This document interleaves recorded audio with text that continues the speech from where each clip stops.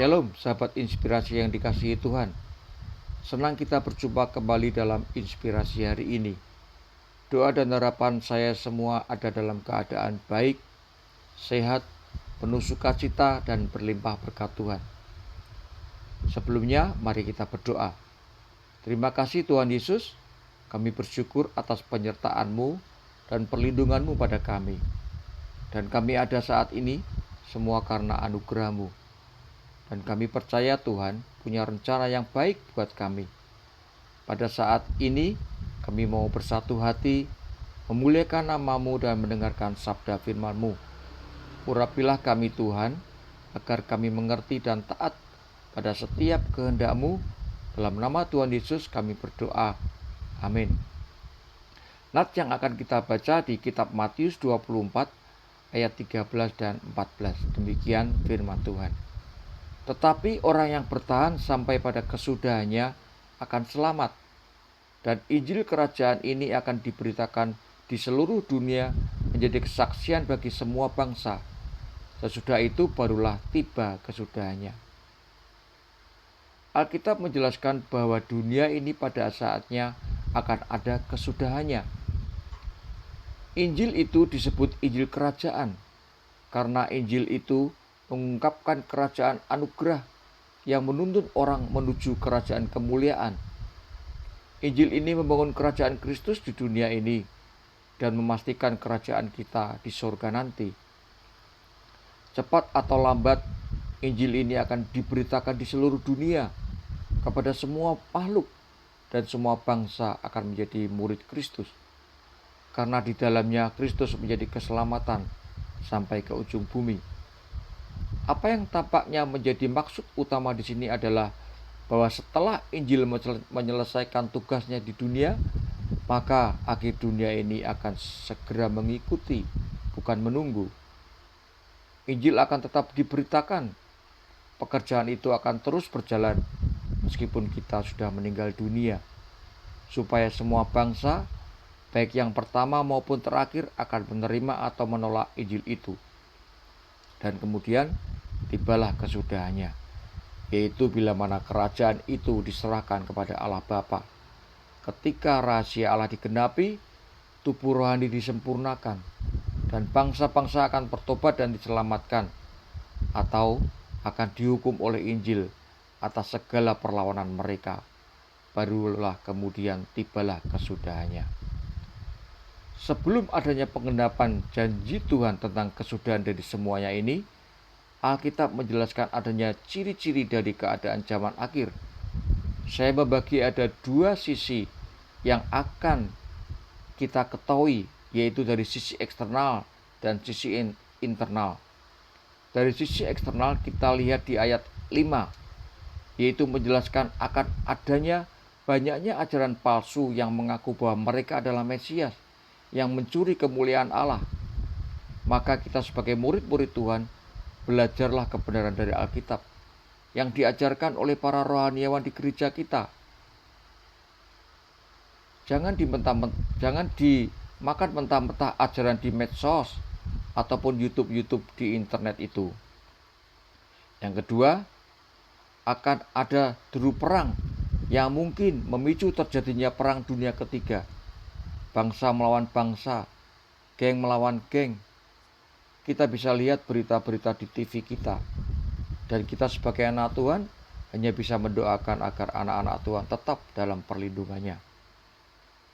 Yang ketiga, dari sisi eksternal, yaitu adanya kelaparan dan gempa bumi yang melanda dunia ini. Hal ini dapat kita lihat banyaknya gempa yang kita dengar, dan isunya negara kita akan ada gempa megatrust. Sejatinya gempa bumi megatrust bukanlah hoak, melainkan ancaman nyata yang patut diwaspadai.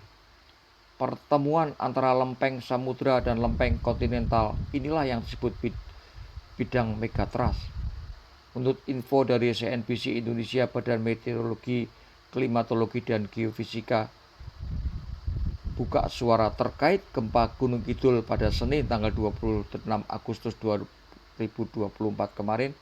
Salah satu kaitannya dengan fenomena megatrust.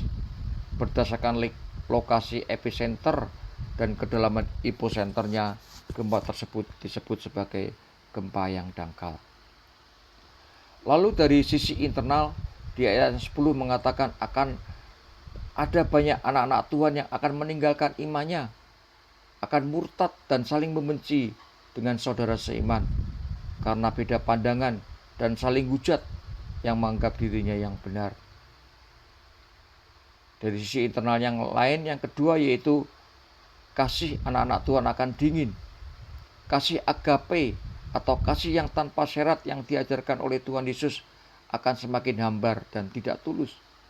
Anak-anak Tuhan mengasihi orang lain akan terasa dingin, dan kasihnya adalah kasih yang bersyarat atau tidak memiliki kasih yang tulus.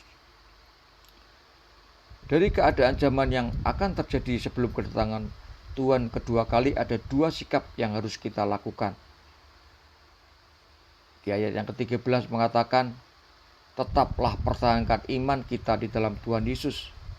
Jika ingin selamat sampai kesudahannya, maka bertahanlah dalam iman kita di dalam Tuhan Yesus.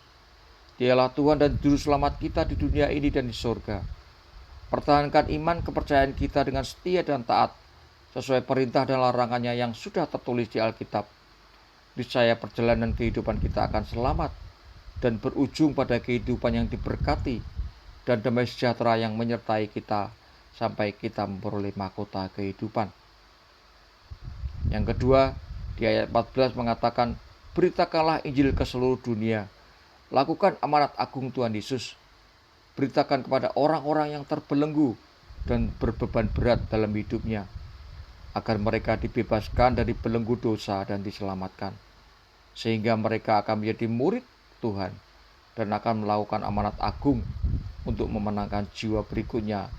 Hidup mereka akan diberkati untuk jadi berkat. Jadi dapat dilihat di sini bahwa apa yang dikatakan Kristus kepada murid-muridnya lebih cenderung untuk menggugah kewaspadaan mereka daripada untuk memuaskan ingin rasa tahu mereka. Jadi saudaraku yang dikasihi Tuhan, mari kita lakukan dua tindakan yang diajarkan Tuhan Yesus untuk tetap waspada di zaman akhir ini. Yaitu yang pertama, mari kita terus pertahankan dan tumbuhkan iman kita di dalam Tuhan Yesus. Yang kedua, lakukan amanat agungnya. Beritakan ke seluruh dunia bahwa Yesuslah Tuhan dan Juru Selamat bagi semua orang. Percayalah janjinya ya dan amin buat kita orang yang percaya dan berharap kepadanya. Amin. Mari kita berdoa.